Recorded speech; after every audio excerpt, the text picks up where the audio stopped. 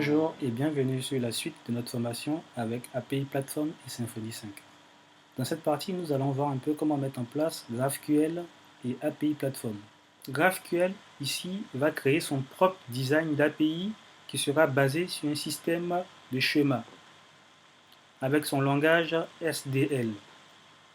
Ici, nous allons voir comment manipuler des queries et des mutations sur API Platform avec un IDE GraphQL. C'est parti. Là, nous sommes dans la documentation de API Platform et pour installer GraphQL, nous avons deux commandes à faire. Donc ici, vu que nous ne sommes pas sur je vais zoomer pour vous. Ici, vu que nous ne sommes pas sur Docker, on va juste prendre la commande composer-rec avec le nom de composant, ici GraphQL PHP, que nous allons exécuter dans notre terminal à la racine de notre projet. Après avoir exécuté cette commande, on va vider le cache. Donc on va faire un cache clear pour vider le cache. Une fois que nous avons fini ces étapes-là, ces premières étapes-là, nous allons voir les fichiers de configuration de nos fichiers YAML. Donc là, je me retourne ici dans mon package API Platform où j'ai rajouté certaines configurations. Donc là, nous avons le format. J'ai rajouté tous les formats, j'ai fait un copier-coller de la documentation. Donc j'ai tous les formats pour tester un peu les différents types de formats. Donc ici, on a le format GraphQL, JSON LD, ainsi de suite. On a vraiment tous les types de schémas, de formats. Et là, j'ai ma configuration ici. Je la zoome pour vous. J'ai ma configuration GraphQL. Donc ici, je vais activer GraphQL. Donc j'aurai un enable à true. C'est possible de la désactiver, de la mettre à false. J'aurai un IDE par défaut. Ici, avec GraphQL, on a deux types d'IDE. On a GraphQL et GraphQL Playground. Ces IDE vont nous permettre de pouvoir manipuler des queries GraphQL à l'intérieur de ces IDE-là. C'est comme faire du code sur PHP Storm. Et GraphQL IQL peut être activé ici. Donc on peut activer nos différents IDE comme ça, à ces deux niveaux-là. Donc en plus de cette configuration-là, j'ai Nesting Separator qui va nous permettre de faire la différence entre souvent des underscores et des double underscores. Parce que souvent il peut arriver que dans nos différentes entités, il y ait double underscore ou soit un seul underscore. Et nous avons la collection pour la pagination que nous avons activée ici par la suite. Donc nous avons juste cette partie-là à faire. Et une dernière étape, nous allons voir les routes. Donc les routes, c'est mon dossier route dans le fichier config, dans le dossier config, et j'ai API Platform. Ici, j'ai rajouté mes deux routes qui vont me permettre de pouvoir activer mes deux IDE en même temps. Donc là, j'ai GraphQL avec ma route doc / GraphQL, et j'ai ma route par défaut ici, doc GraphQL Playground. Donc ici, j'aurai ma deuxième route. C'est plus sur cette route-là que je vais plus travailler et je vais faire mes requêtes en GraphQL. Donc là, je me retourne sur mon navigateur et je vous montre le premier IDE. Ici, c'est cet IDE-là, GraphQL. Avec GraphQL, c'est possible d'exécuter des requêtes GraphQL à l'intérieur ici. Donc là, je vais mettre mes différentes requêtes et les exécuter.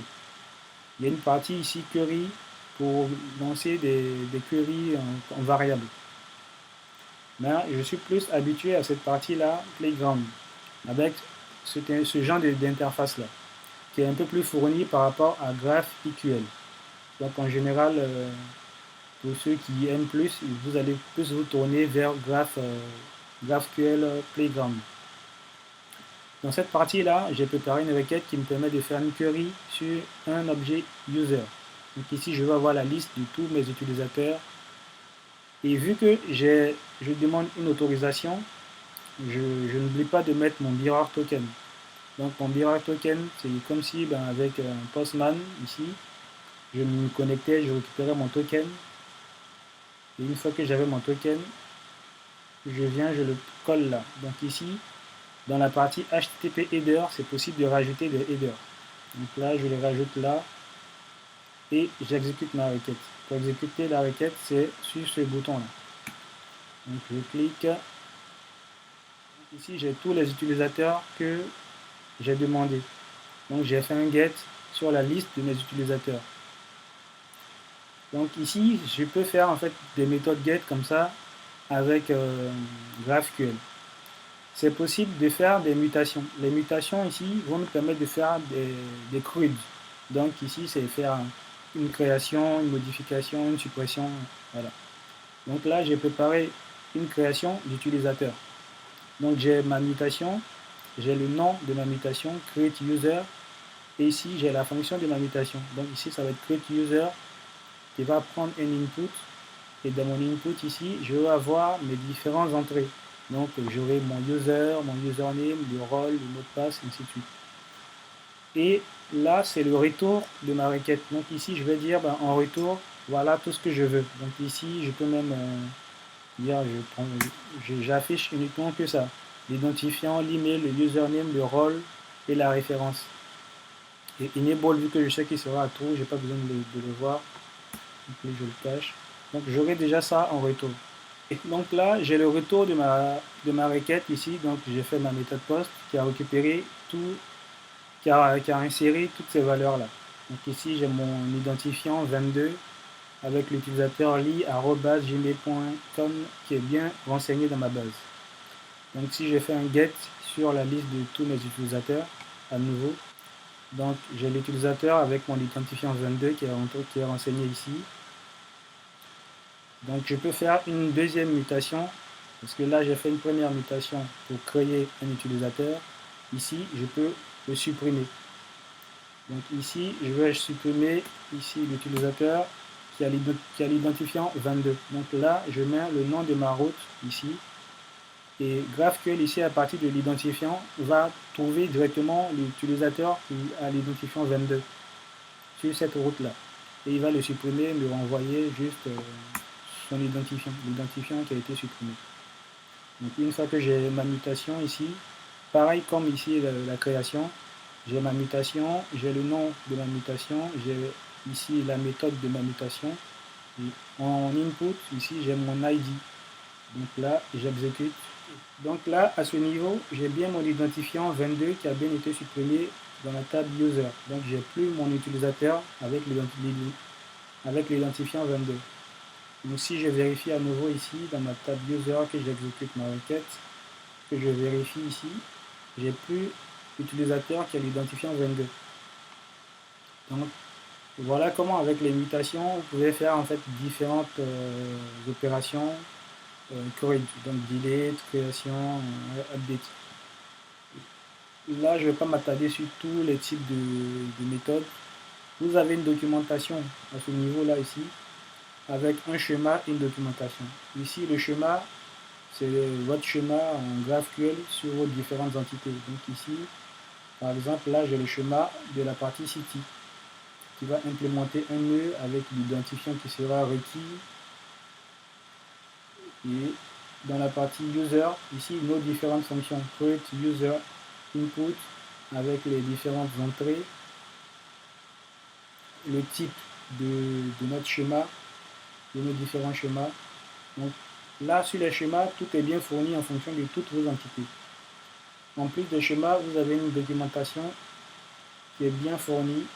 Donc, si j'agrandis ici ma documentation, là on va voir nos différentes fonctions sur les mutations. Donc là, les différentes mutations que j'ai renseignées, ici par exemple sur la partie create user. Si on veut créer un user, on vient sur la partie create user. Je ne sais pas si on voit bien. Donc là, create user, nous avons les types ici. Donc là, nous avons l'utilisateur, nous avons l'implémentation du nœud, donc le node, et nous avons les différentes propriétés sur notre utilisateur. En plus, nous avons les arguments ici. Donc la partie arguments, c'est pareil, ça va être l'identifiant, les différents détails ici. Et nous avons ici la mutation de type string. Donc ça va être l'identifiant. Donc voilà un peu les méthodes, les différentes méthodes qui sont générées par la documentation avec un GraphQL. Donc à ce niveau-là, vous n'aurez pas grand chose à faire, vous aurez juste à regarder le nœud pour pouvoir recopier ce que vous voulez comme requête ici. Donc c'est de cette partie-là que moi je me suis inspiré pour faire cette première requête-là. Donc voilà un peu tout ce que API Platform met en place pour pouvoir faire du GraphQL. Comme je le disais, GraphQL c'est une méthode single endpoint. Donc vous aurez une seule entrée où vous allez faire vos requêtes. Donc pour vérifier ça, en général sur Symfony, vous allez faire un bin console debug routeur et vérifier en fait toutes les routes liées à GraphQL qui ont été générées. Donc il faut bien faire ça pour vérifier que vous avez bien vos routes GraphQL qui fonctionnent. Donc, une fois tout ça mis en place, vous pouvez faire tous vos différents tests GraphQL sur votre IDE. Donc voilà un peu comment API Platform met des différentes ressources pour manipuler du GraphQL. Donc ça a été un plaisir pour moi de vous montrer ces différentes installations et commandes GraphQL, parce que GraphQL c'est quelque chose qui est vraiment très flexible et pratique à manipuler, souvent dans des applications React ou applications mobiles. Donc c'est bien de pouvoir le mettre en place et pouvoir l'utiliser dans des projets concrets. Nous allons voir comment faire, dans la prochaine partie de cette vidéo, nous allons voir comment faire des filtres avec API Platform. N'hésitez pas à vous abonner pour suivre les différentes étapes